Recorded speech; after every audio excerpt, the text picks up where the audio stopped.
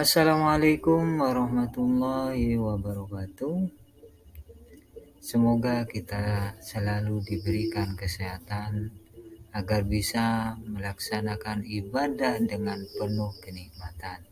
Amin amin ya robbal alamin. Langsung saja, materi kali ini adalah tentang ketentuan dan tata cara wudhu. Ketentuan dan tata cara wudhu terbagi menjadi 5. Yang pertama adalah pengertian wudhu, yang kedua adalah syarat wudhu, yang ketiga adalah rukun wudhu, yang keempat adalah sunnah wudhu, dan yang kelima adalah batalnya wudhu. Untuk mengetahui lebih jauh tentang ketentuan dan tata cara berwudhu, maka simaklah dan tontonlah dengan baik-baik, dengan sungguh-sungguh, karena dari tayangan media pembelajaran ini, semua tugas, semua pertanyaan berasal dari media pembelajaran ini.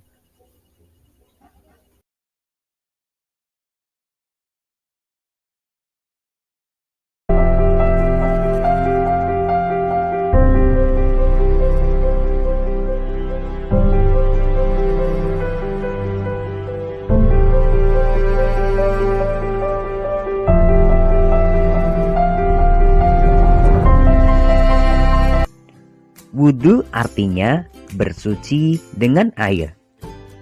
Selain itu, wudhu juga menjadi salah satu syarat sahnya sholat. Untuk itu, agar sholat kita sah, kita harus berwudhu terlebih dahulu. Dalam berwudhu, kita harus mengetahui ketentuan-ketentuannya. Hal pertama yang akan kita bahas adalah syarat wudhu. Syarat adalah sesuatu yang harus dipenuhi sebelum melaksanakan suatu ibadah tertentu. Agar ibadah kita sah dan diterima oleh Allah Subhanahu wa Ta'ala, maka harus memenuhi syarat-syarat tertentu. Adapun syarat wudhu tersebut adalah sebagai berikut. Beragama Islam. Jika kalian tidak beragama Islam, tentunya wudhu kalian tidak akan sah. Karena beragama Islam merupakan syarat pokok dalam berwudhu. Kemudian mumayyiz. Mumayyiz yaitu orang yang sudah dapat membedakan antara perbuatan benar dan salah. Mumayyiz bisa dikatakan sudah dewasa. Bagi anak kecil yang belum tamyiz, maka wudhunya tidak sah. Akan tetapi, kalau untuk belajar, sangat dianjurkan oleh agama Islam. Kemudian, tidak berhadas besar. Hadas besar adalah keadaan kotor pada diri seseorang yang menyebabkan terhalangnya untuk beribadah. Misalnya, bagi anak perempuan yang masih dalam keadaan haid atau nifas. Selanjutnya, menggunakan air suci dan mensucikan. Dalam berwudu, harus menggunakan air yang dapat digunakan untuk bersuci. Seperti air sumur, air hujan, air sungai, air laut, air mata air salju, dan embun. Kemudian, tidak ada yang menghalangi sampainya air ke kulit. Contohnya seperti kutek, make up yang tebal dan anti air, serta semacamnya. Karena bagaimanapun juga, jika air tidak sampai atau air tidak mengenai kulit, maka wudhu kita tidak akan sah. Ketentuan wudhu yang kedua adalah rukun wudhu. Rukun wudhu yaitu segala sesuatu yang harus dikerjakan ketika dalam berwudu. Apabila ada salah satu rukun wudu yang tidak dikerjakan, maka wudunya tidak sah. Adapun rukun wudu tersebut yaitu niat. Niat berwudu harus dibaca di dalam hati, karena tempatnya niat adalah di dalam hati dan dilakukan saat membasuh muka atau wajah. Kemudian membasuh muka atau wajah. Membasuh muka atau wajah dilakukan mulai dari ujung kepala, yaitu dari tumbuhnya rambut kepala ke bawah dagu. Selanjutnya, membasuh kedua tangan hingga siku. Dalam membasuh kedua tangan hingga siku, kita dianjurkan untuk mendahulukan anggota tubuh bagian kanan, kemudian baru bagian yang kiri. Kemudian mengusap sebagian kepala, yaitu membasahi sebagian dari kepala atau rambut. Selanjutnya, membasuh kedua kaki hingga mata kaki. Tentunya harus mendahulukan bagian yang kanan. Dan selanjutnya adalah tertib atau urut. Maksudnya adalah dalam melakukan wudhu harus dilaksanakan dengan berurutan dan tenang. Tidak boleh meninggalkan salah satunya jika ingin ibadah sholat kita sah. Ketentuan wudhu yang ketiga adalah sunnah wudhu. Sunnah wudhu adalah hal-hal yang dianjurkan dalam berwudhu. Meskipun sunnah, umat Islam sangat dianjurkan untuk mengamalkannya karena memiliki keutamaan dan tentunya juga mendapatkan pahala. Adapun sunnah wudhu tersebut adalah sebagai berikut. Membaca basmalah. Membaca basmalah merupakan kesunahan yang selalu ada pada setiap akan melakukan pekerjaan-pekerjaan ibadah atau hal baik yang lain. Memakai siwak, yaitu semacam menggosok gigi dengan menggunakan kayu siwak. Membaca niat berwudu ketika membasuh telapak tangan. Membasuh kedua telapak tangan dan menyela-nyela jari-jari tangan hingga bergelangan. Berkumur. Istinsyak, yaitu memasukkan air ke dalam hidung dalam rangka membersihkan rongga hidung kita dari kotoran-kotoran yang masuk. Menyapu air ke seluruh kepala atau mengusap seluruh rambut dengan air. Mengusap kedua telinga, yakni mengusap sisi luar serta sisi dalam telinga. Membaca doa sesudah wudhu.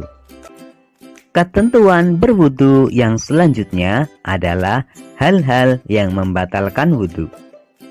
Hal-hal yang membatalkan wudhu adalah segala sesuatu yang terjadi pada diri kita.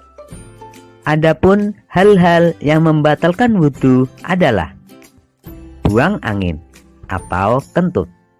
Kemudian buang air kecil. Jika kalian buang air kecil atau pipis, maka wudhunya batal. Buang air besar. Jika kalian buang air besar, maka wudhunya juga batal.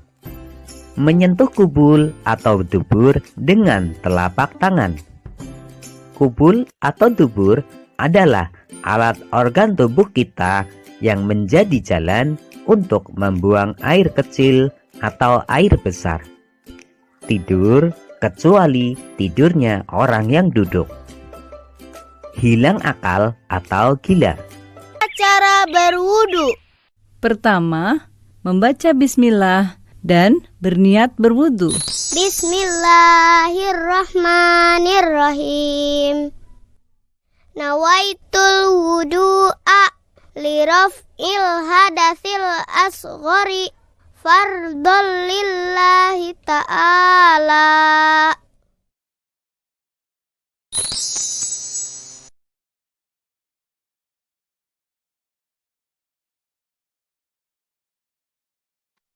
Kedua, membasuh kedua telapak tangan hingga pergelangan tangan sebanyak 3 kali, diikuti dengan membasuh sela-sela jari jemari.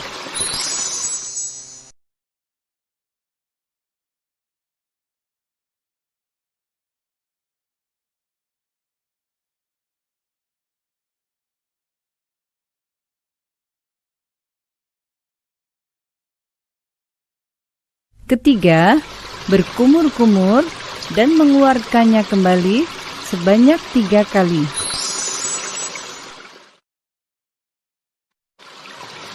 Keempat, memasukkan air ke dalam hidung dan mengeluarkan kembali sebanyak 3 kali.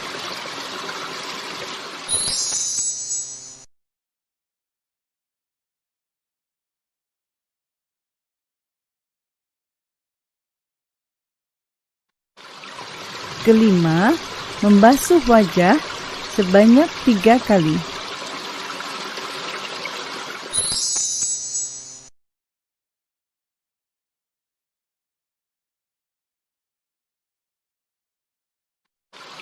Keenam, membasuh kedua tangan hingga siku sebanyak 3 kali.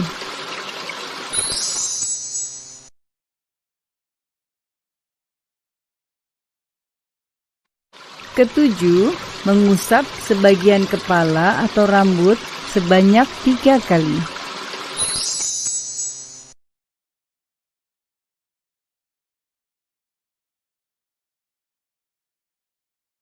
Kedelapan, membasuh kedua telinga sebanyak 3 kali.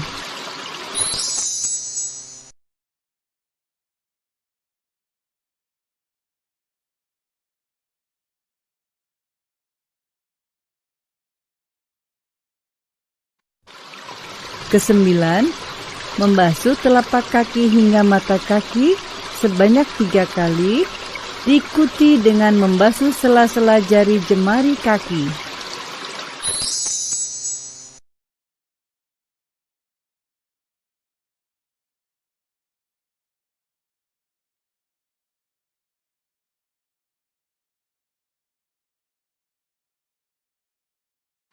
Kesepuluh, tertib dan membaca doa setelah berwudu. Asyhadu an la ilaha illallah wahdahu la syarikalah wa asyhadu anna Muhammadan abduhu wa rasuluh. Allahumma ij'alni minat tawwabina waj'alni minal mutatahhirin. Demikianlah materi, ketentuan, dan tata cara berwudu. Semoga apa yang telah dilihat, ditonton, disimak dari awal sampai akhir bisa bermanfaat dan bisa diterapkan dalam kehidupan sehari-hari. Karena wudhu ini adalah salah satu syarat wajib dalam melaksanakan ibadah sholat. Bukan sebatas itu saja, dan bukan sebatas berwudhu itu hanya terbatas membasuh muka, membasuh tangan, dan sebagainya. Tapi bagaimana caranya menyucikan muka kita, menyucikan tangan kita, menyucikan kaki kita, menyucikan pikiran kita, bahkan menyucikan hati kita dari hal-hal yang sifatnya kotor, dari hal-hal yang sifatnya dilarang oleh Allah. Demikian materi kali ini. Mudah-mudahan apa yang telah kita bahas ini bisa menjadi salah satu jalan menuju surganya. Amin amin ya rabbal alamin. Assalamualaikum warahmatullahi wabarakatuh.